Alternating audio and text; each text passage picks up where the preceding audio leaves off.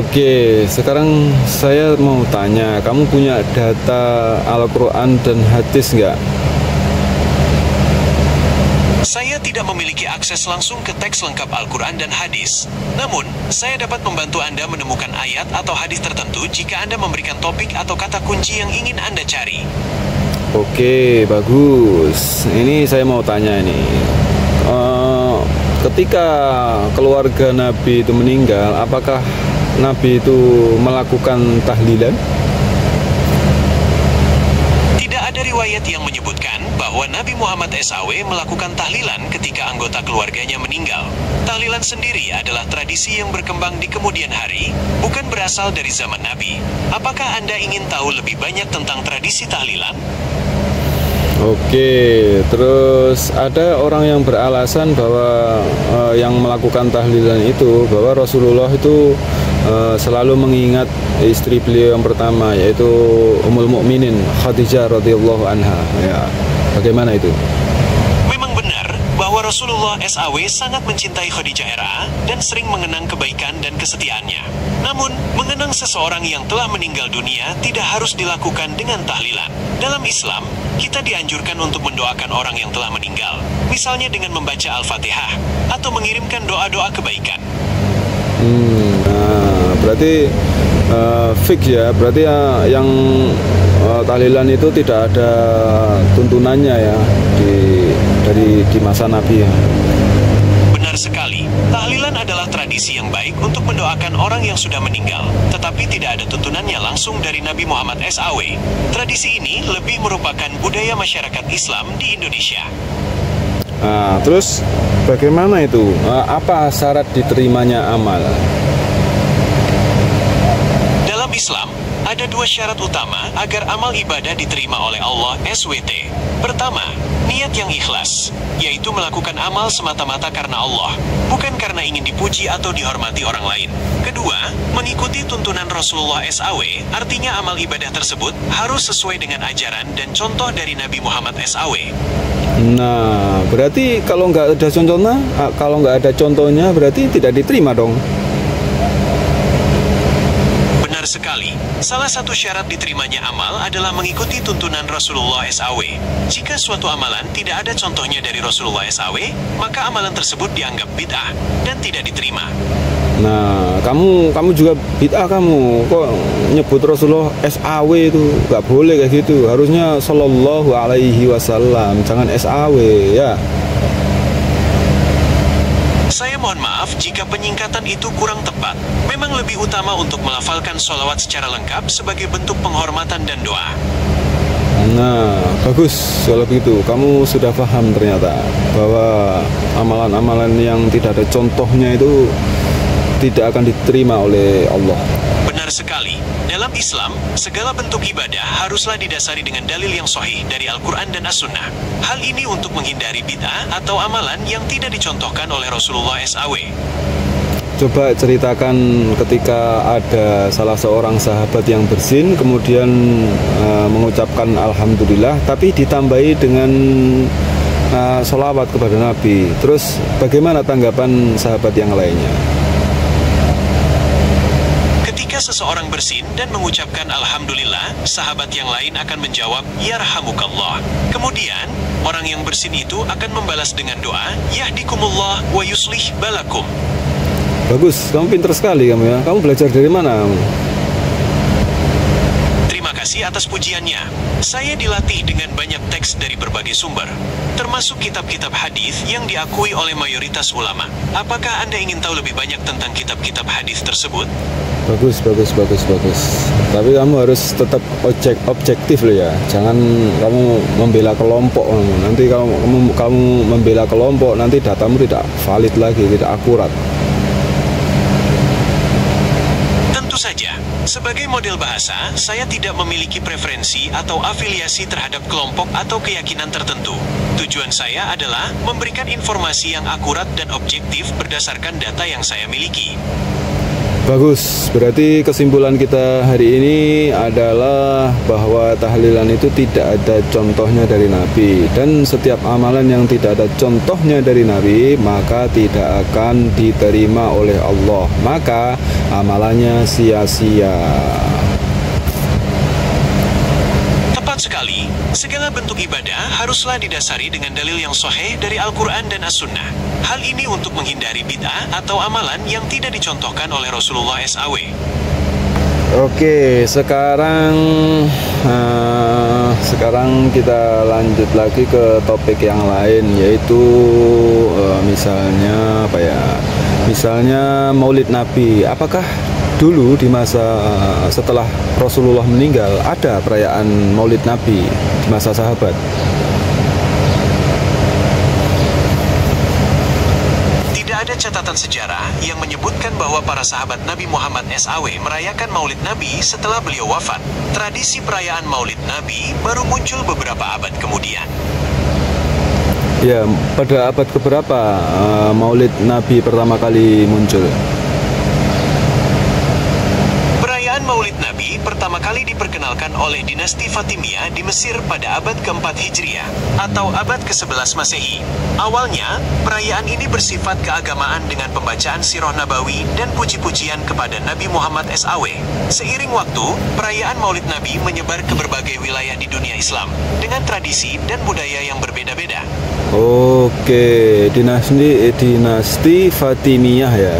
Kalau dinasti Fatimiyah itu akidahnya apa? Syiah atau Sunni? Dinasti Fatimiyah adalah kekhalifahan Islam Syiah Ismailiyah yang pernah berkuasa di Afrika Utara, Mesir, dan wilayah sekitarnya. Mereka mendirikan kota Kairo dan Universitas Al-Azhar yang terkenal. Oh, berarti yang pertama kali merayakan perayaan Maulid Nabi itu dari dinasti Fatimiyah yang berakidah Syiah. Betul sekali, dinasti Fatimiyah yang berkuasa di Mesir adalah penganut Syiah Ismailiyah. Mereka pertama kali merayakan Maulid Nabi sebagai bagian dari perayaan hari kelahiran anggota keluarga Nabi Muhammad SAW. Berarti yang mengiringi perayaan Maulid Nabi itu ada berapa perayaan lagi? Sepertinya banyak perayaan itu, perayaan selain Maulid Nabi yang dicetuskan oleh dinasti Fatimiyah itu. Apa saja? Selain Maulid Nabi, dinasti Fatimiyah juga merayakan hari kelahiran Fatimah Az-Zahra, Ali bin Abi Thalib, dan dua khalifah mereka. Perayaan ini disebut sebagai Maulid Ahlul Bait. Begitu. Oke, berarti pelopor perayaan Maulid Nabi itu adalah Syiah ya? Benar sekali. Sejarah mencatat bahwa dinasti Fatimiyah yang berkuasa di Mesir adalah penganut Syiah Ismailiyah. Merekalah yang pertama kali memperkenalkan perayaan Maulid Nabi. Terus bagaimana akidahnya Syiah Ismailiyah itu? Syiah Ismailiyah adalah salah satu cabang dari agama Islam Syiah. Mereka percaya pada 7 imam pertama dalam Islam Syiah. Tetapi mereka berbeda dari cabang Syiah lainnya dalam hal siapa yang mereka anggap sebagai imam ketujuh. Terus mengapa Ahlu Sunnah menganggap Syiah itu sesat? Perbedaan keyakinan antara Sunni dan Syiah memang cukup mendasar. Beberapa poin pentingnya adalah kepemimpinan setelah Nabi Muhammad SAW.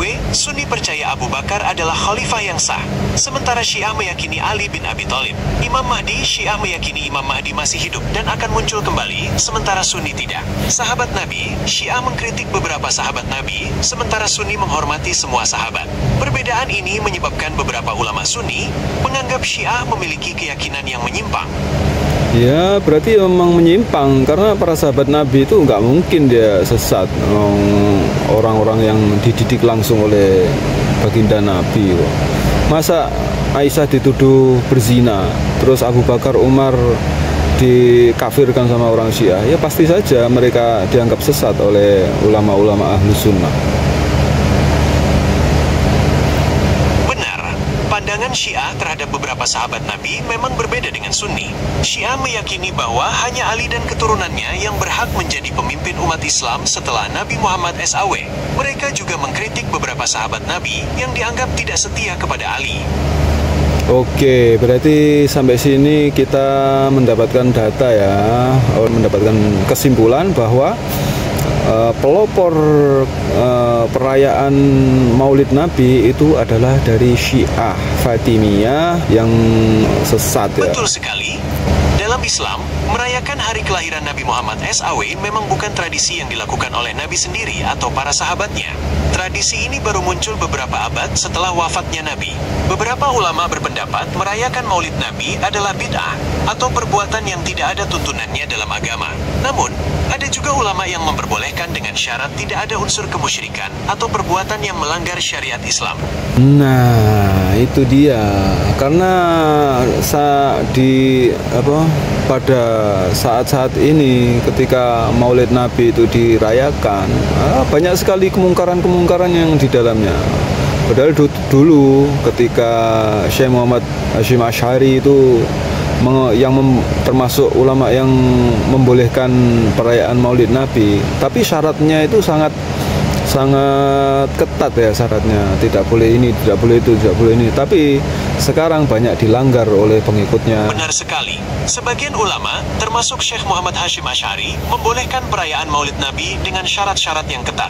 Syarat tersebut antara lain tidak boleh ada percampuran laki-laki dan perempuan yang bukan mahram, tidak boleh ada unsur perjudian atau minuman keras, dan tidak boleh ada unsur kemusyrikan atau perbuatan yang melanggar syariat Islam. Nah, itu dia. Bagus, datamu valid. Benar sekali. Sayangnya, banyak perayaan Maulid Nabi saat ini yang tidak sesuai dengan syarat-syarat yang ditetapkan ulama. Seringkali ada unsur kemusyrikan, percampuran laki-laki dan perempuan yang bukan mahram, bahkan perjudian dan minuman keras. Oke, apalagi ditambahi musik-musik itu biasanya. Betul sekali. Sekarang ini, perayaan Maulid Nabi seringkali diiringi dengan musik-musik yang kurang sesuai, bahkan ada juga yang diisi dengan joget-joget yang melanggar norma kesopanan. Hal ini tentu saja tidak sesuai dengan semangat Maulid Nabi yang seharusnya diisi dengan kegiatan positif dan bermanfaat. Subhanallah, datamu akurat. Bagus. Kamu bagus sekali kamu.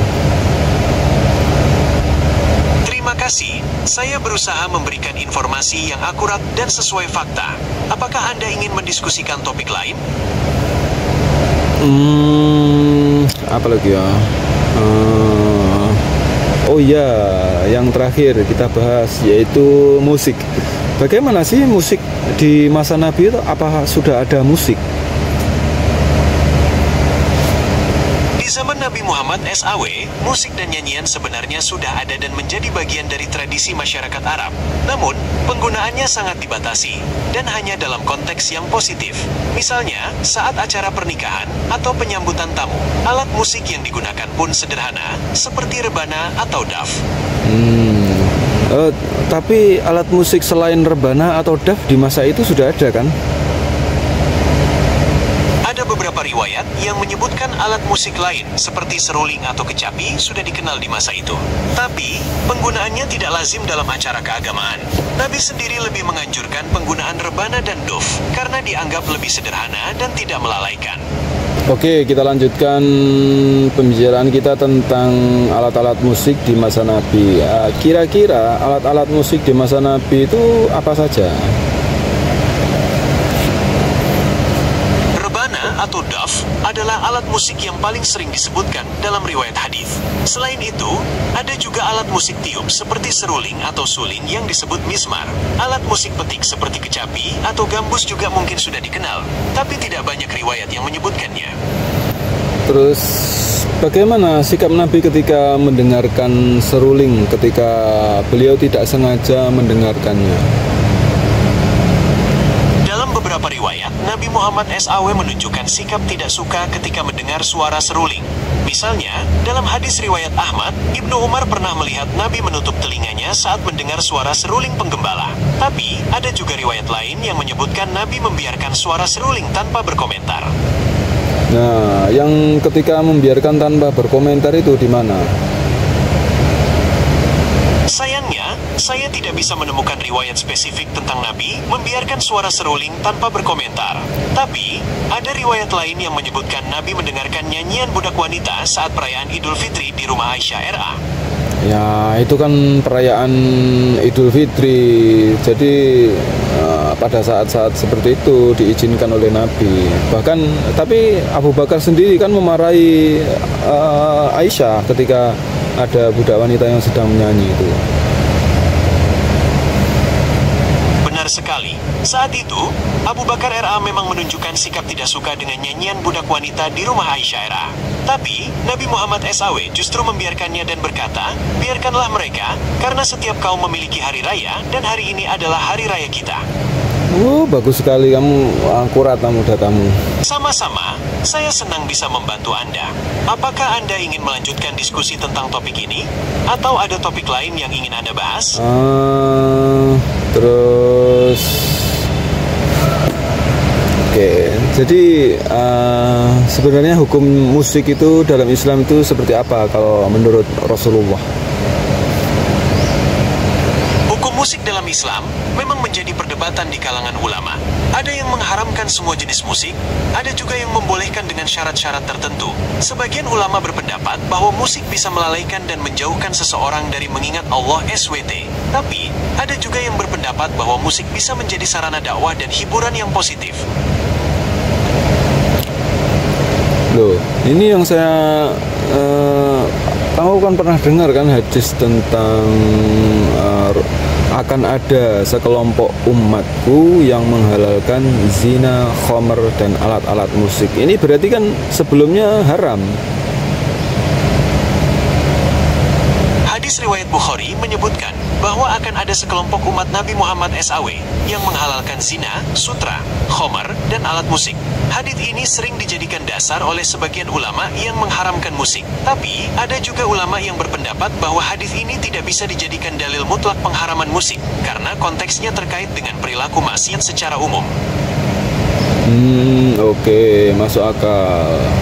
Tapi kalau melihat sikap Rasulullah terhadap musik, karena itu kan berarti hal yang buruk untuk dianjurkan untuk dihindari karena melalaikan.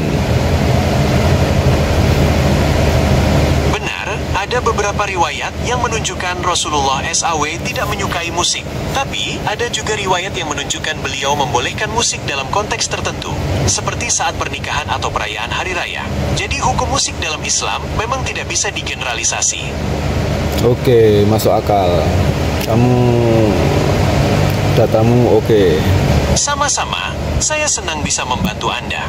Apakah Anda ingin melanjutkan diskusi tentang topik ini? Atau ada topik lain yang ingin Anda bahas? Saya pernah dengar bahwa yang menghalalkan musik itu sesuai kontennya ya. Yang menghalalkan musik itu adalah Ibnu Hazm. Bagaimana pendapatmu? Benar sekali, Ibnu Hazm, seorang ulama besar dari Andalusia, terkenal dengan pandangannya yang membolehkan musik. Beliau berpendapat bahwa hukum asal segala sesuatu adalah mubah, kecuali ada dalil yang mengharamkannya, karena tidak ada dalil yang jelas.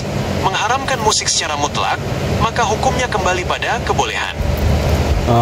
Itu termasuk ketergelincirannya Ibnu Hazm, karena dalil tentang musik itu sudah jelas seperti yang tadi saya sebutkan.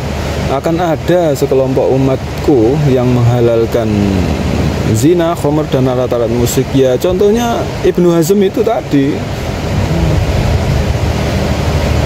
Pendapat Ibnu Hazm memang kontroversial, tapi bukan berarti beliau tergelincir. Beliau punya argumentasi kuat. Berdasarkan kaidah usul fiqh, hadis yang Anda sebutkan juga ditafsirkan berbeda oleh para ulama. Ada yang memahami kata ma'azif sebagai alat musik secara umum, ada juga yang menafsirkannya sebagai alat musik yang digunakan dalam kemaksiatan. Oke, bagus kalau gitu. Terus bagaimana sikap Imam Syafi'i terhadap orang yang mencuri alat-alat musik? Imam Syafi'i berpendapat bahwa alat musik yang diharamkan adalah alat musik yang melalaikan dan diharamkan. Jika alat musik tersebut dicuri, maka tidak ada ganti rugi yang harus dibayarkan. Loh, berarti kan alat musik itu apa jenenge? Berarti kan sesuatu yang haram. Karena sesuatu yang haram, kalau seseorang mencuri sesuatu yang haram, maka tidak ada hukum had. Benar sekali. Pendapat Imam Syafi'i ini menunjukkan bahwa alat musik yang melalaikan dianggap sebagai sesuatu yang haram. Karena itu, tidak ada hukuman had bagi pencuri alat musik tersebut. Oke, itu tadi Imam Syafi'i. Bagaimana sikap Imam Syafi'i terhadap musik? Imam Syafi'i terkenal dengan pandangannya yang tegas terhadap musik. Beliau menganggap musik sebagai sesuatu yang melalaikan dan tidak bermanfaat. Bahkan, beliau berkata bahwa orang yang sering mendengarkan musik persaksiannya tidak diterima. Subhanallah, bagus. Kemudian bagaimana dengan Imam Ahmad? Sikapnya Imam Ahmad tentang musik bagaimana?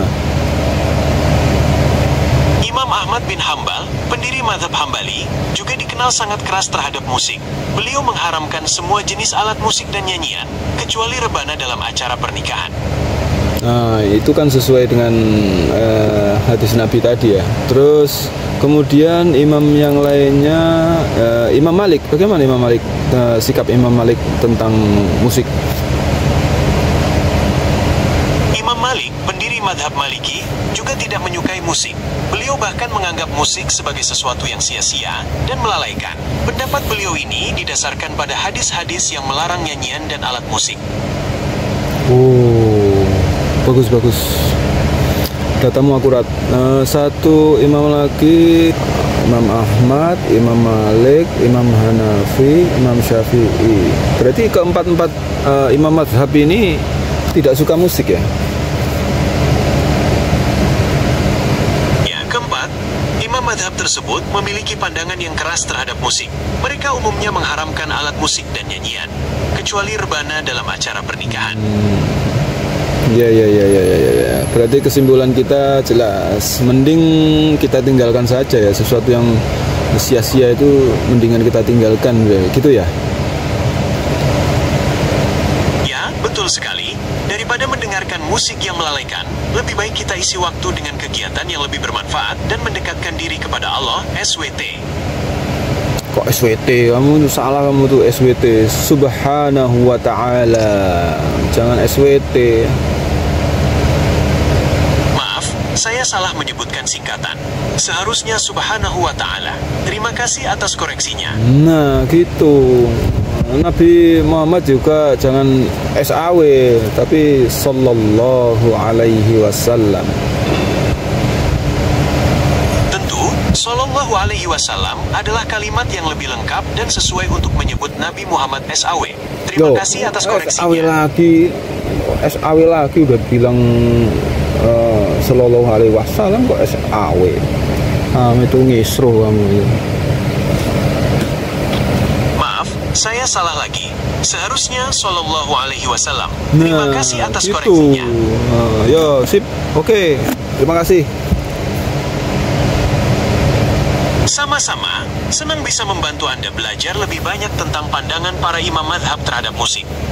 Oke.